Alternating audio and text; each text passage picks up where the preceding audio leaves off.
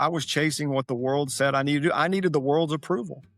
That's really, at the end of the day, I needed the world's approval because I was not enough for myself.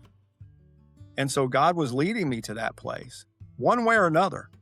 He was going to get me to a place to where I was going to figure out that I am enough for myself. Right. Yeah. And that's a special place to be because it leads me to that sentence I was going to share with the listeners. The more of myself I sacrifice, the more of myself I find. And that's how I live today. Yeah, I love that. I love that. And in whiskey terms, that's the distillation process. Today, I am joined by Scott Lackey. Scott originally reached out after listening to an episode called Is What You Built Actually What You're Built For? And what I love about this is it's exactly why this exists. Someone hears something, it resonates. Instead of just moving on, they lean into it. So Scott and I had a conversation. And in that conversation, he shared a story about going from completely confident in who he was to a season where none of that seemed to hold up anymore. And I remember sitting there thinking, this is a conversation worth having. So Scott, welcome. I'd love to start here. When that episode hit you, what was going on in your world that made that question land the way it did?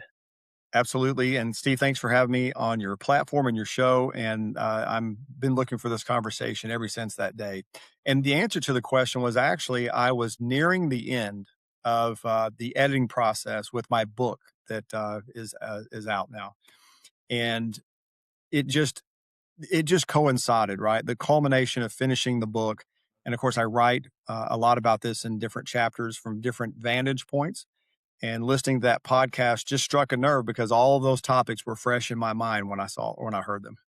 Mm. Yeah. So tell us about the journey that you had from, you know, I have the pleasure of kind of knowing your story a little bit, but bring us up to speed on the way up. Yeah, I love starting there. And I love starting there because one of the things I talk about, and I think we all relate to this, are the lightning strikes that we have in our life.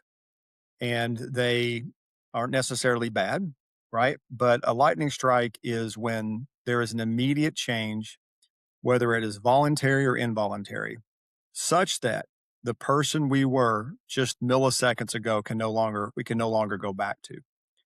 And so when we talk about lightning strikes, the one that I most think about early in my life as a part of that origin story, right, is when did I have my first really significant lightning strike? And for me, that change came just before I graduated from high school when a teacher of mine that was my arch nemesis in high school told me just before boarding a bus in front of all my peers, going to a college visit. Of course, I was only going to get out of class for the day. And she told me over the rim of her glasses that I was not college material and to go Mm. back inside. And, the sad part about that lightning strike moment was that, I knew she was telling the truth because I wasn't ready to go to college. And that was something that I wasn't really thinking about. And her saying that just pushed all that to the surface because it was, like I said, nearing the end of my high school uh, time. And around that same time, my coach was asking me, what do you want to do after college, after high school? Where do you want to play basketball at? I need to start making telephone calls. And I'm telling my dad about this. He's on a business trip. He comes home, says, we're going to have a family meeting. And you don't have family meetings in my family. We had a wonderful family. We just didn't have family meetings, right? I knew something was bad. Hmm. And my dad wanted to sit down and tell me the three things that I needed to be focused on after high school. And they were in no certain order. And those three things were I could go to college, or go to college. And so all that happened in the span of a couple of weeks, just wrecking my world, right? I think it doesn't sound like it's that big of a deal other than the teacher telling me I'm not college material. But for who I was at that point in time in my life, all I cared about, all I lived in was today. I had a wonderful family, wonderful upbringing, wonderful life. And I just lived for the day. Well, But they were forcing me to think about the future. let me stop you right there for a second, because you said that the teacher had giving you a bit of truth that you had already felt, that you're not college material. Yep. And then your father, who I'm assuming has tremendous influence over you, says you don't have an option. You're going to college. So you now have a little bit of tension in that identity. What was that like? Yeah, there was enormous tension, as a matter of fact, because it all, like I said, the span of my teacher, my coach, and my dad, my mom sitting there on the couch telling me those 3 things, that span was over a couple of weeks. Hmm. And again, at that point in my life, it turned me inside out. It was my first involuntary lightning strike happening to me that I did not know how to reconcile. I did not know how to process. I didn't understand. I didn't have the tools really to deal with that. And again, it was just a dramatic period of time. And so that's what was going on. And my father gave me 2 weeks to pick which college I was going to. We set the day and the time on a Saturday of when we were going to sit back down in the living room and I was going to roll out where I was going to go to college. And the bonus, the cherry on the top would have been if I would have played basketball or my coach, wanted me to play basketball in college. So that's the answer. It was really a mental chaos for me for 2 weeks. I Hmm. mean, that hole in the stomach that we all feel, that emptiness, that uncertainty that we all feel, that's what I had for 2 weeks, until late at night, one night, sitting in my bedroom, a light bulb went off, and it changed everything. It changed the course of my life forever from that moment, that night, and I'll tell you what that is briefly, and you may remember this as a younger man. I was in my bedroom watching TV late at night, and this commercial came on, tanks rolling across the screen, soldiers marching, airplanes, and the commercial ends. I'll never forget this. The commercial ends saying, "Join the army and be all you can be. Yep. We do more before 8 a.m. than most people do all day." I And remember that. I sat up out of bed. It was the best saying the army has ever had. And I sat up out of bed, chills running up my spine, my hair standing up on my arm because I instantaneously knew. How I knew, I don't know. But instantaneously, I knew that is where I was going, was United States Army. Hmm. And Wow. that was a 4-week span, but that was 2 weeks of absolute turmoil, and then that commercial changed my life, and I look back on that, and when I say changed my life, I left a tree trunk, going a different direction and never went back.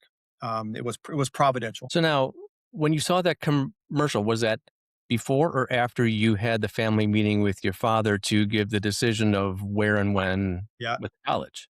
excellent clarifying question. It was the day before, it was on a Friday night, the day before the Saturday meeting with my father and my mom, to give them an answer of where I was going to go.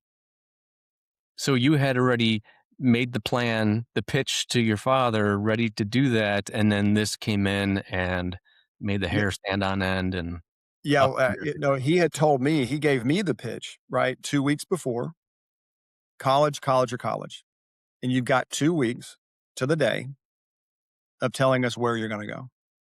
Fast forward, it's Friday night before the Saturday meeting with my mom and dad to tell them where I'm going to college, which again, I had no clue what I was going to tell them, and the oh, panic would rise every day. Panic would rise, panic would rise. The breaking point was that night when I saw that commercial, when I knew I went to instant peace too. It's crazy. I had an instant peace about it. So the next day, that Saturday, which was 2 weeks later, I sat down across the couch and he said, "All right, son, lay it on us. Where are you going to college?" And I didn't even smile because didn't know what my family was going to say. And I just said, "Dad, I'm not going to college. I'm going to the army." And there was absolute silence. You could cut it with a knife, right? My mom's head went down. She started crying a little bit.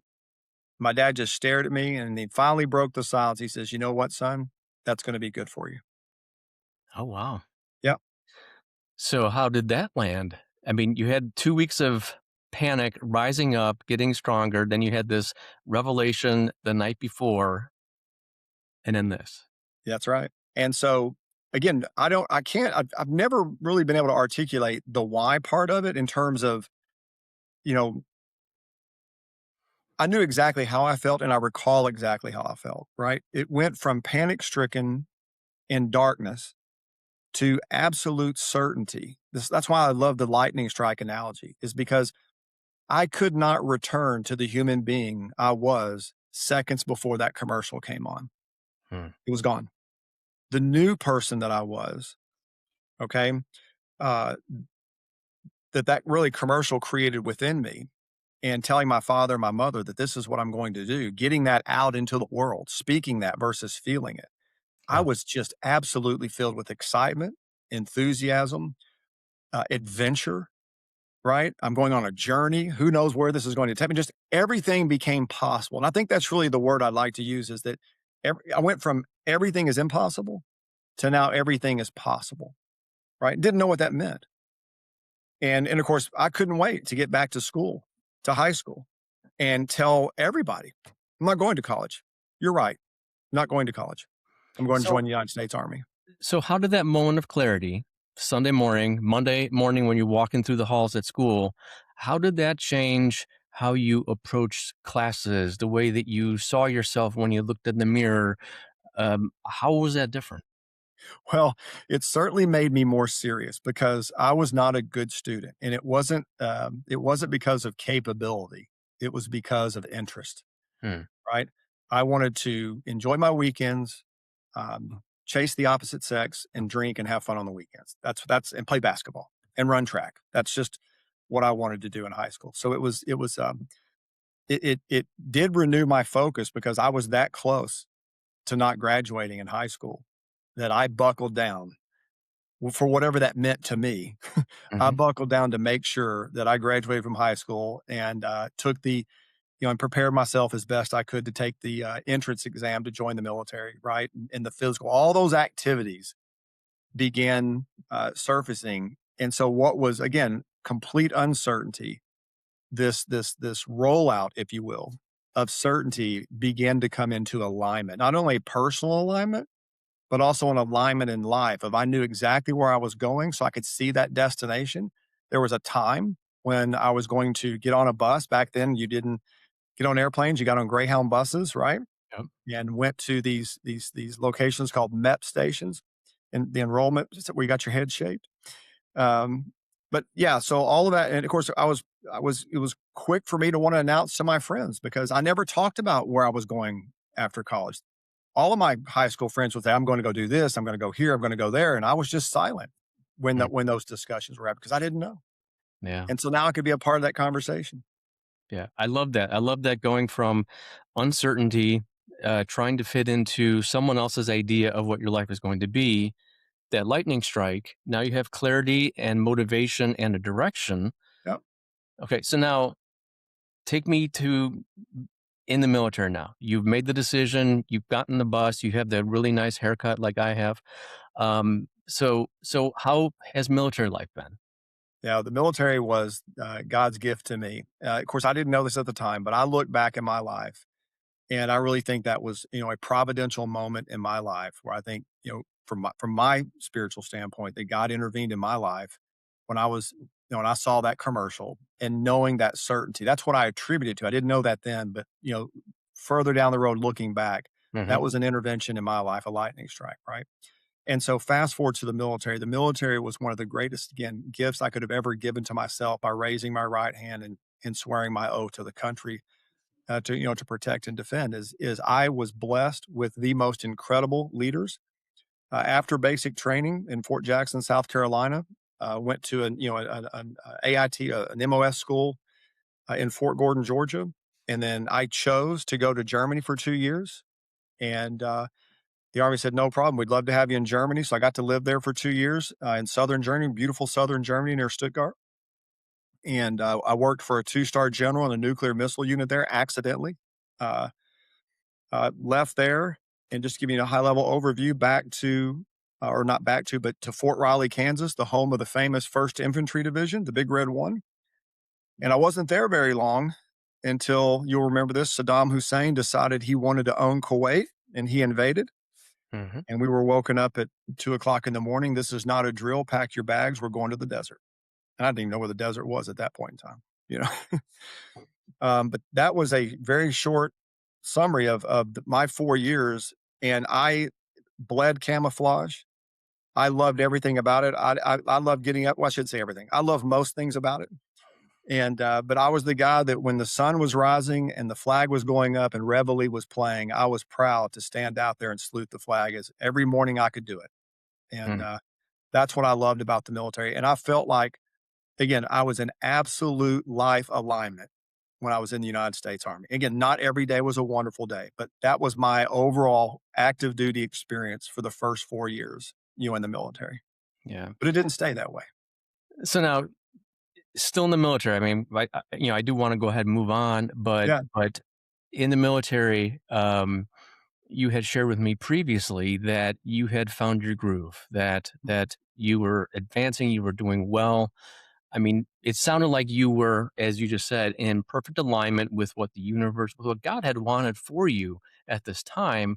So how did that feel walking with that swagger of I am where yeah, I'm supposed to be. I am being all I can be, just like the right. advertising said. How did that align with, yeah, this is finally who I am supposed to be? Yeah, so this is a special place in life that I think more of us, at least people I know, maybe your listeners, more of us seek out every day, right? Is we want that alignment. We want to feel that alignment, whether it's spiritual or career or family. We want to feel that alignment that we are where we're supposed to be. Yep.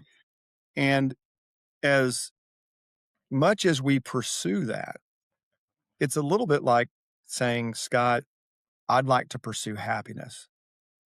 And I have to say to you, I'm sorry. If you chase happiness, you'll never find it. Well, then where is happiness?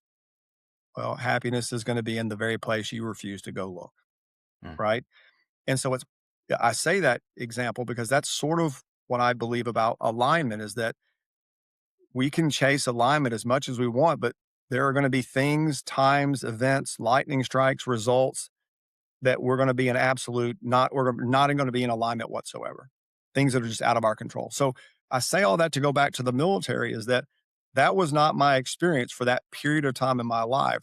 From the moment I raised my hand in that room and swore an oath to the flag of the United States of America, right? All the way through my time in the desert with the burning oil wells behind me in Kuwait, Iraq, Saudi Arabia, and my fellow soldiers trying to get me to reenlist. Scott, you're all Army. You need, and I didn't because of another reason while I was over there. But that was just again a very special time in my life. And again, I hate to say that it was just because I woke up every day to be all that I could be. No, there were bad periods of time, if you want to call it that.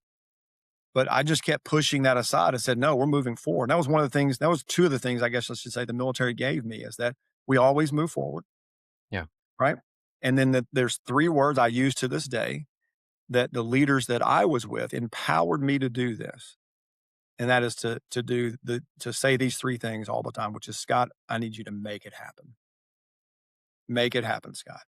And they empowered me to do that. They cleared blocks for me to do that. So again, part of this has to do with leadership, right? Who I was not only was I serving the country, but the leaders that I was serving under gave me room to be in that alignment versus the alternative. We've all had bad bosses in our life, and you wake up out of alignment just knowing you've got to go see them again. Yeah. You know, Yeah.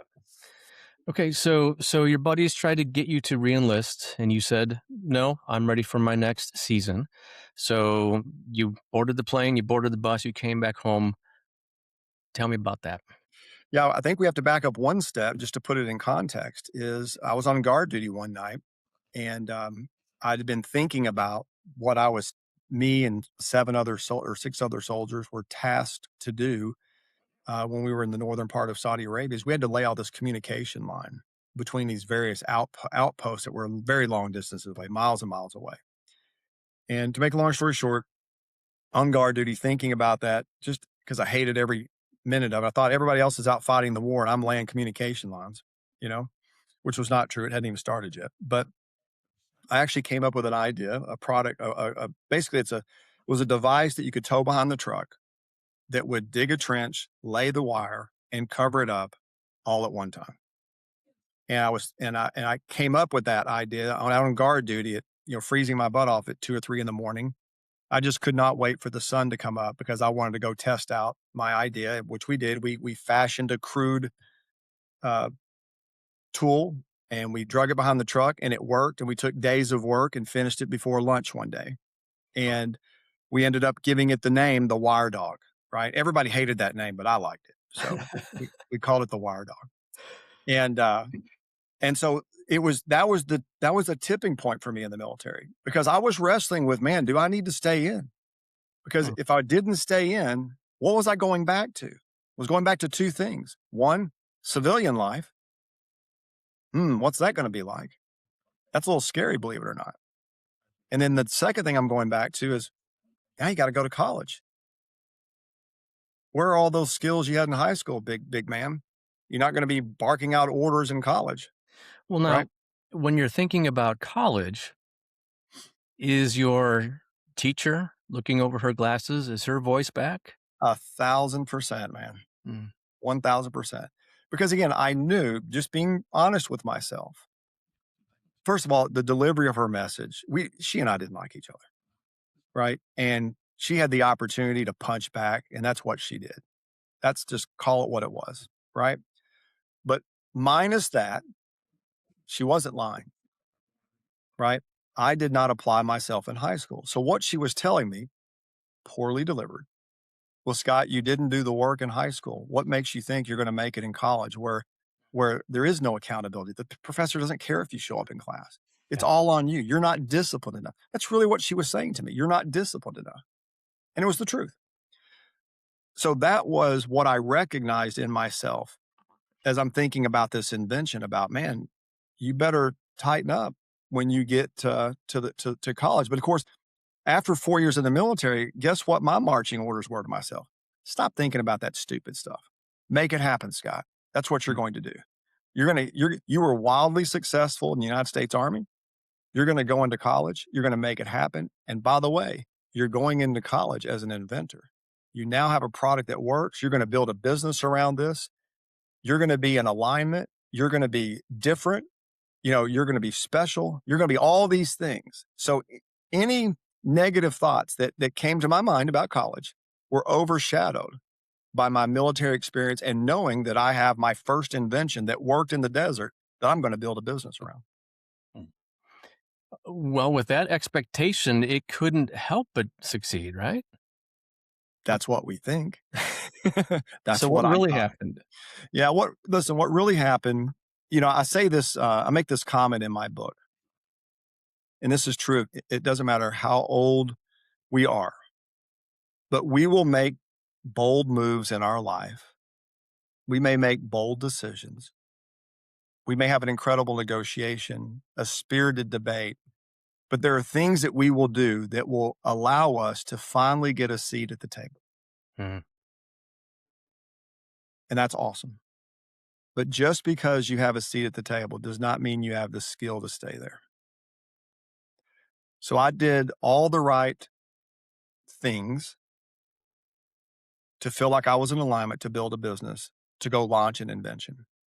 But the world had different plans and everybody around me had different plans. And I don't mean intentionally, but when I went to college, by the way, I also had the imposter syndrome as well. And just to give you an example of that, I called the newspaper and I didn't want to tell them it was me because I'm afraid they were going to not believe me. So I told them it was somebody I knew that came back from the army and had an invention. And would they be interested in writing about it? Isn't that interesting? It is interesting. I mean, because you had stepped into what you thought was exactly who you are, confidence through the roof, but yet you're back into civilian life. And that identity, that confidence didn't seem to make the trip. It didn't make the trip. Yep, it didn't make the trip. And it was because I can say this in retrospect, right? My confidence, my certainty, my alignment had a lot to do with things I think are easy to understand is the environment that I was in. I excelled in the United States Army. That is not civilian world. In the Army, I had incredible leadership. Great leadership brings about the gifts that people have. Hmm. It nurtures them. It exploits them. It inspires them. It causes us to go beyond ourselves when you have great leadership. Yeah.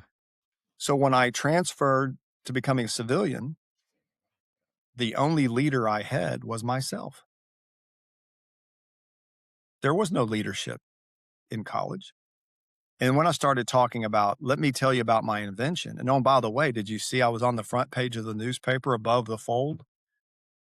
Right. And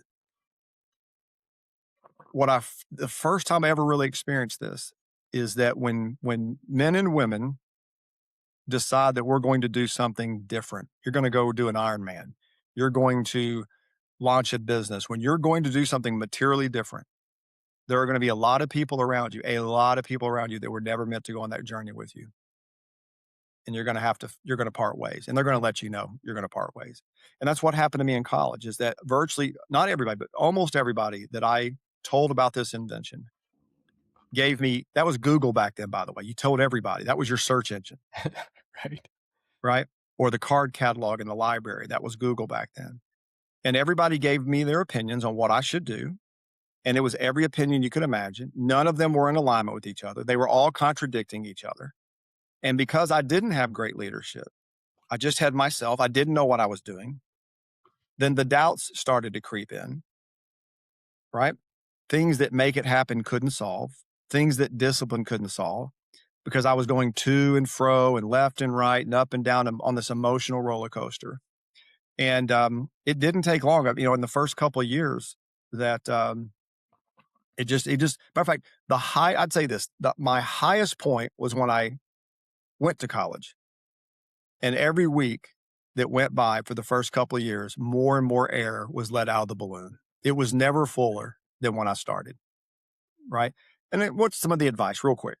A professor, professors in finance saying you should just sell it. Oh, really?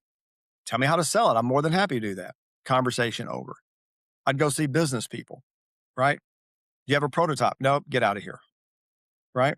And I love my family. My dad has had a wonderful engineering background, and he never told me he didn't believe in the product, but he never told me he believed in the product, right? Because he struggled, understandably, from an engineering background. I said, man, how does this actually work? And plus, you don't have any money. Then I had one friend tell me, Scott, just stop talking about it. I don't want to hear about it anymore, Wow. How'd that right? one land? Well, it landed exactly how you would think it would land. But again, looking back, I now know that what he was really saying is that you're exposing my insecurities about myself, about what I'm doing with my life, and I don't want to hear about it. You're making me uncomfortable. That's what the real story was there. But again, Mm, I didn't know that at the time. I right. took it differently at the time. That's what I mean about people trying to change their stars. There's going to be people that let you know about what they think about your grand idea. Right. So, how long were you at college after you came home? Well, I went to college for 4 years, Okay. so 4 years active duty, and then 4 years in college, graduating. And the final straw with the invention wasn't until my junior year. And the final straw, and you may remember this as well. Um, again, trying to figure out a way to graciously give up to save all the embarrassments and all the I told you so's.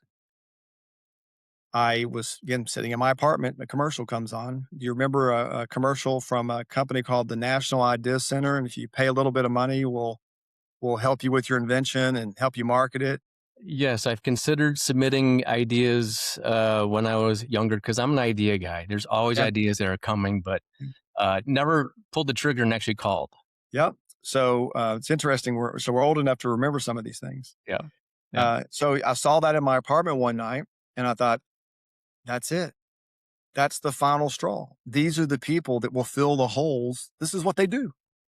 Hmm. And I called, and all it was going to take was a small investment of $10,000, and we could rock and roll.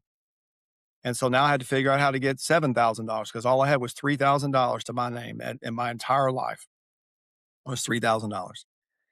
And I don't know if it was a couple of weeks, whatever. It's a short time after that, me trying to figure out how to get the money, because family was out, right? I'm at work at a men's department store called Dillard's.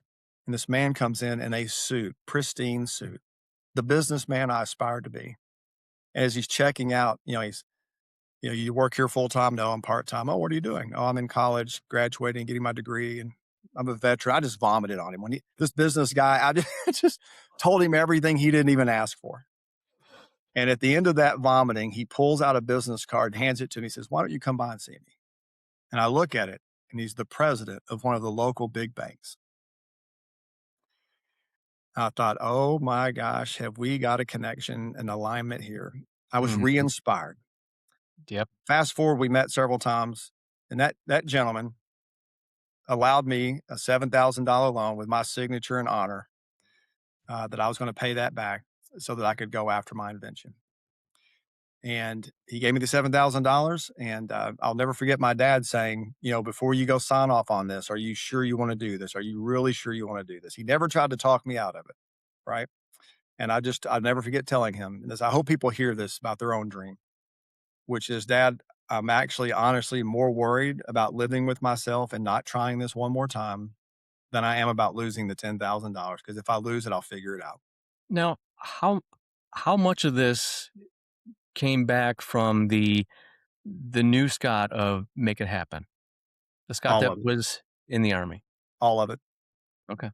Yeah, all of it. It was a bounce back for sure, because I did see this as a legitimate third party that would objectively listen to what I was trying to do and support that because I was paying them. I was the client, Yeah. right? And so I saw that path clearly and connected those dots to, isn't this how the rest of the world works? You pay an accountant, you pay a lawyer, you pay a doctor, whatever it is, you pay for a professional to execute. And therefore, I'm going to find the one way, right? There's another saying I love, right? Which is, find the one way to yes, right? Most of the people I meet in my life today are either paid or happy to tell you no. Everybody loves saying no. And I wanted to find the one way to yes. And that interaction happened when that gentleman came in and I vomited about my life story and he didn't ask about it. Well, and it certainly sounded like divine intervention. You didn't ask I for that, and it just so happened that the right guy at the right time and the right conversation was the one guy who would say yes when everyone else in your life was saying no. Correct. And I do look at my life that way. And I do believe in that spiritually about all things in life, is that God causes people to cross our paths. And it's not about outcomes, but he does cause people to enter our life and cross our paths. And I do believe that, looking back, that was a spiritual outcome, is that we met at that time. It wasn't a coincidence that I saw the commercial, called the people, knew the dollar amount, and he gives me his business card, says, comes by and see him, and then gives it to me, Yeah. right? That work had to be done. But yes, make it happen was back. Finding the one way to yes was back. I was renewed, but I'll tell you, there was something different about me when that happened. I was quiet. I didn't tell anybody, Mm. right? I didn't tell I told a couple of friends, and and of course, I write about this in the book. I told a couple of friends. I think I told them was a part of my recovery from the damage they were doing to me, telling me to shut up. So I wanted So, to rub it in their face. so now, what led you to keep this part quiet? Yeah, it was my experience the first 2.5 years of everybody turning me inside out with all of the bad advice, right? That there are some things, again, for me, I believe now and I believe then, that that decisions that we make, it's really, as far as I'm concerned, and I write about this, it is unnecessary to share those with other people who were never going to support you in the first place, number one, Yeah. and number two, who are not going to be on the journey with you wherever you're going, right? Were you as certain with this patent company as you were with the Army ad? Yes, 100%, Okay. 100%. And that's why I was able to honestly say or tell my dad the response, is that I said, "Dad, I don't know what's gonna happen. All I know is that I don't want to wake up every day, wherever I'm going to be, and wonder what could have been. I need to find out that answer." And he Yeah. was okay with that. He didn't believe in it, and that's okay. I wanted him to. I wanted my family to believe in it, but this was just very different and my parents had actually tried to go out and be different in business before, and it didn't work out for them.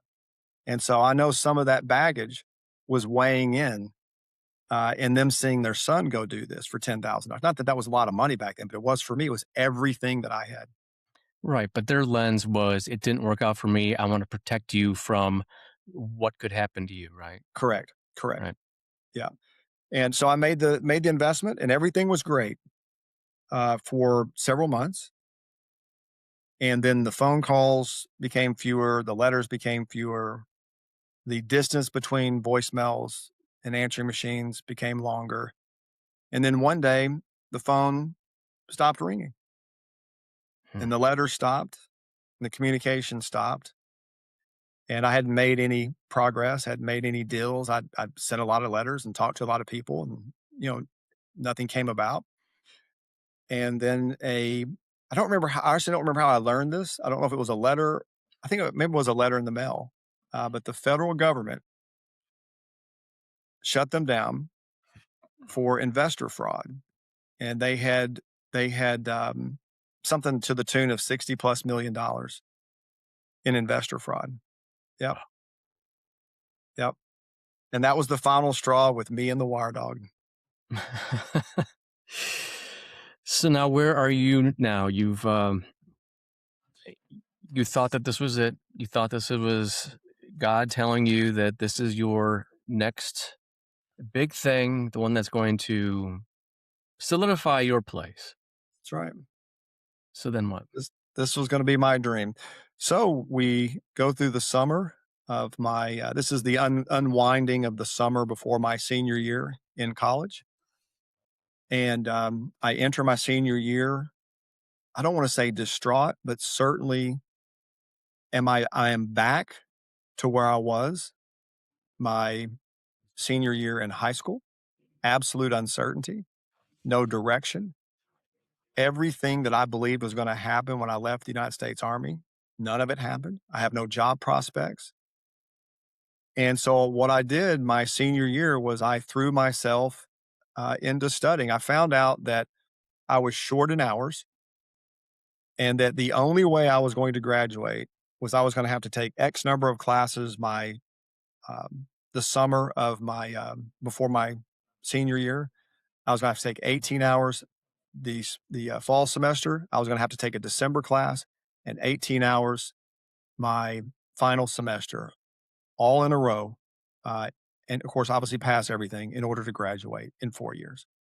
And so that is in anybody that's been to college knows that summer school, then 18 hours, then a December class for 3 hours, and then 18 more. That's all I did. I lived out of a calendar in the library, right? And that's what I threw myself into. And I had no job and was unhappy, but being busy, right? Being busy kept me focused on graduating, getting my degree in finance. And just before graduation, I have another meeting. My mom was a director at a hospital in management. I used to go visit her all the time. I just happened to stop by and see her one day. And there was a vice president, a state director, and a territory manager in medical sales there to see her. And I just happened to cross their paths, and they asked me to walk them down to my mom's office. We small talked. And of course, they knew things about me that they only could have gotten from my mom. She loved talking about me and my sister. I dropped them off. We shook hands. That was 5 minutes. And then later that night or afternoon, my mom says, "Hey, come over for dinner. We need to catch up." My mom doesn't say that unless she's got an agenda, right? Get over there. And she in turn tells me that they liked me and they wanted to also be interested in the medical industry. Um, you know, I was pissy about it because that was not in my plans. And I said, sure. And as it turns out, this company only hired athletes. They wanted people who knew how to be competitive, but to be on a team. Mm. And that was so anyway. So that's what happened. My senior year in college was a little bit of a replica of my senior year in high school. But then I had that encounter, right? But this wasn't a commercial. This particular encounter was face to face, and I went through that whole interview process. And those guys told me, they said, we've got two positions open. One is in Dallas, Texas, and one is in Memphis, Tennessee. And I haven't told you this, but for my entire life, as far back as I remember, I used to have a poster above my bed of the Dallas skyline because I wanted to live in Dallas, Texas. And as soon as he told me that, his name was Marty, and Marty said, I got two positions. Oh, I'd really like you to go to Memphis. And I said, you have no idea how much I respect that you want me to go to Memphis, but I just have to be honest with you. I've always wanted to be in Dallas my entire life. He said, it's yours. Wow. Yep. So was that another lightning bolt It sure moment? was, man. It sure was. Because it was a lightning bolt. And again, I get into detail about this actually in my book about, and again, just to be transparent here, I get into these details because I talk in the book in detail about things like we don't have time to talk about today, but really how our creator, right, that does have a plan for our life, regardless of what we think that plan is, our creator has a plan, and that tapestry is being woven, whether we see it or not. And I mention that because what I didn't share with you is that right around that time of me uh, being asked to be interviewed by the vice president, the final interview with the vice president, he said, "Hey, is there a way you can get down to Houston, Texas? That's where I'm going to be, and I'll do the interview in Houston, Texas." And at the same time, my best friend from high school called me up and wanted me to come down to Galveston, and this girl that I was just in love with, but we weren't dating. Her name is Michelle. She was going to be there. It was his wife's sister, Hmm. and so he's asking me to come down to Galveston. Marty's asking me to come to Houston to be interviewed for this job in Dallas, Texas. Right? I saw the alignment. I saw the providence behind that, God's hand in that, and I didn't know what was going to happen, but that's what I saw. And so I went down to Houston and got the interview, and I went down there to Galveston before that and hung out with Michelle and the family down on Galveston Beach for a week after I graduated from college, and we've been together ever since. Yeah. That is incredible. So, when it comes to, God's hand in things, if you listen to the show enough, you know that what we talk about is distilling the tension between what you built and what you're built for. If you're of the faith, you realize that what you're built for is actually God's calling for you, the gifts that He gives you, um, and really His purpose in your life. I mean, the whole goal of life, at least in my opinion, is to figure out what you've been gifted with, what you're good at, Yep. which aren't always the same thing, early enough so you can actually use those gifts to make a difference in the world. And so, you know, when I'm hearing you tell your story, I'm hearing of what you built. So you built a 4-year career in the military, which was monumental in your Yep. identity of who you are, and that still carries forward Yep. the make it happen mentality, um, and find that one person who says yes. So you built all that. Tell me about what you believe you are built for based on everything that you've gone through. Because we talk about the Yeah. distillation process here Right. on Right. Craft Clarity, which is um, taking raw ingredients, the mash, the grains, the Right. water, and turning it into a bottle of whiskey. Everything that has to go through all that, including pressure and time and waiting Right. and all these transformative periods. You've gone through your own distillation process, That's right. as you talk about in your book, as you talk about here. How has that aligned you with what you believe that you are built for at this moment? Yeah, and thank you for asking that question because that was one of the things that we really haven't talked about that attracted me to your show is exactly what you just articulated. And that's also fundamentally the story behind the title of my book, which is Wake Up to Die Again. Right. And there's two sides of that. There are people probably listening to this or that will listen to this that are waking up every day just to die again. They're just trying to make it through the day. It's endless reasons on how you get there. But then there's another version of you that is out there when you are doing what you were supposed to do, right? Right. Where to wake up and die again is a gift. It's a gift of surrender. And it's a beautiful life, right? And so to say that, then to come back to your question about, today versus then is it boils down to a single sentence for me. And I preach this and I write about this and I live this, which is this comment that all of these events in my life, the wire dog, the decision going to the military, all of the college, all of that stuff, I was chasing a different version of myself. I was chasing what the world told me I needed to do. I was chasing wealth and I wanted to be recognized and I wanted to be seen as somebody. I didn't want to be the Scott of high school. I wanted people to look at that and go, he's an inventor. But no, the people I was around in my freshman year, all they knew was the old Scott, the one from high school, right? Hmm. And so those are things that I had this military identity, but it wasn't fully formed. Yes, I got all these gifts, but think of a pie chart. I had 2 pies out of the whole chart, you know? And so you carry that stuff forward with you, the good stuff and the bad stuff. And so fast forward through all these stories, I was chasing what the world said I needed to do. I needed the world's approval. That's really at the end of the day, I needed the world's approval because I was not enough for myself. And so God was leading me to that place one way or another. He was going to get me to a place to where I was going to figure out that I am enough for myself. Right. Yeah. And that's a special place to be because it leads me to that sentence I was going to share with the listeners. This is the sentence: the more of myself I sacrifice, the more of myself I find. And that's how I live today. Yeah, I love that. I love that. And in whiskey terms, that's the distillation process, Nailed which that. is through heat. w- all the stuff that is shouldn't be in the whiskey gets removed. It Yeah. simply vanishes. And that's the storyline for you, which is what I heard, which is some of these things you put into your ingredients, you put into the whiskey that you thought needed to be there, but they had to come out in They order for get you burned to get, away. they get burned away. Yeah. And then the waiting period, we talk about this a lot, which is the waiting period is the frustrating part because you're not in control of the seasons. Right. Um, you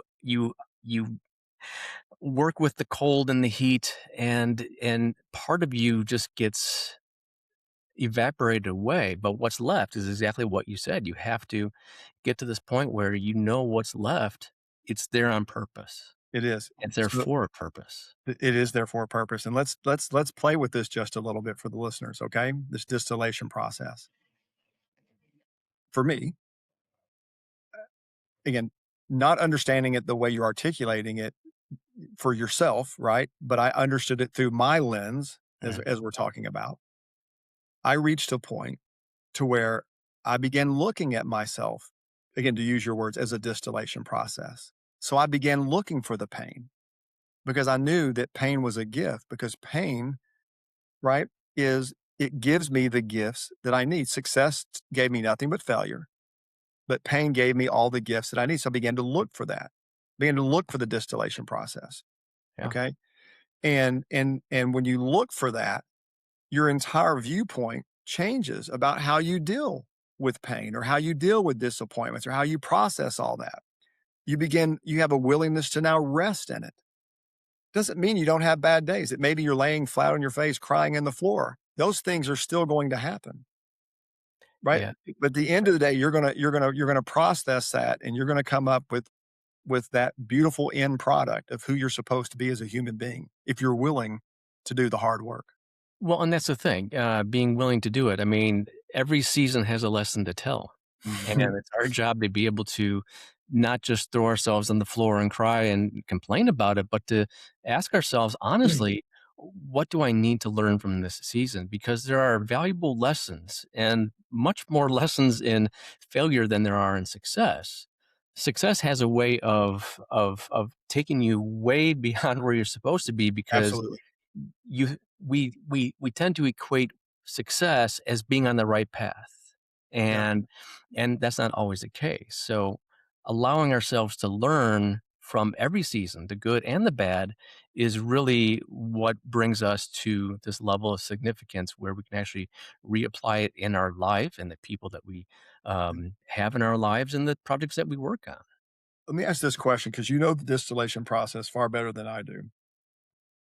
I have another saying that I now have developed for myself during my Ironman training, which was it's just a question, which is Scott, what are you willing to sacrifice? Mhm.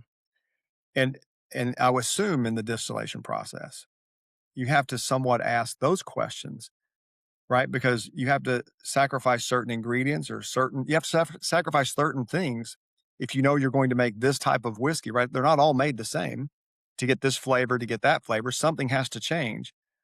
So at the beginning of the process, a decision has to be made. If I want to get this flavor, I want to get this outcome, I have to make a decision of what am I willing to sacrifice, right? Yeah, and there's one other thing in that whole thing. In the distillation process, I mean, let's put ourselves in the mind of the distiller. The distiller has to make every decision.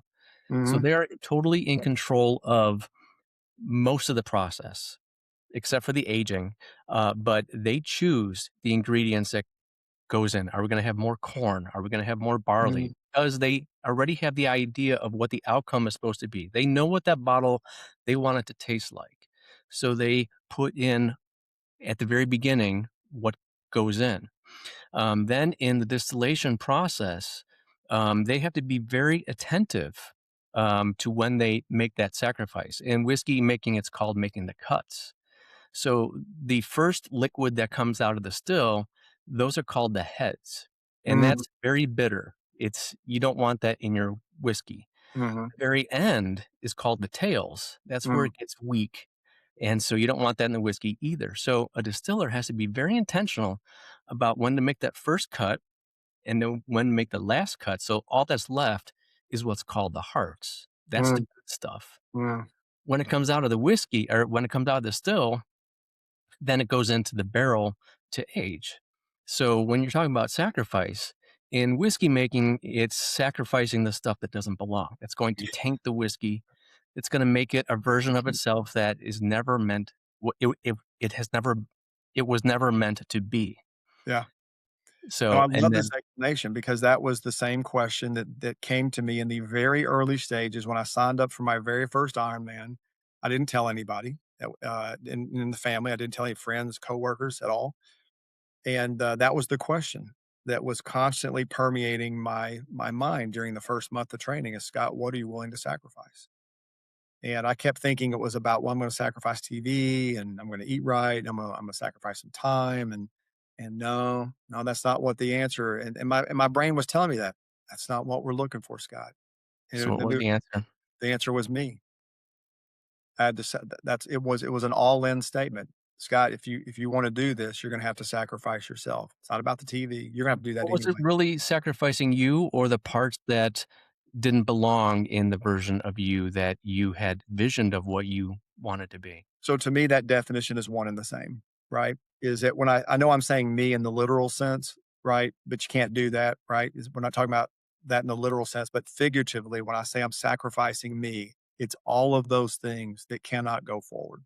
Because here's the beautiful thing about an Ironman race or training and the race. It will expose 100% of every weakness. And you're going to have to reconcile that. And the same thing has to be true in the distillation process, the way you described it. It's going to expose 100% of the things that you don't want, the head and the tail, right? And so I love that parallel analogy because that's what I had to answer is what am I willing to sacrifice? And then once I knew the answer to that, right, then I had to make a decision.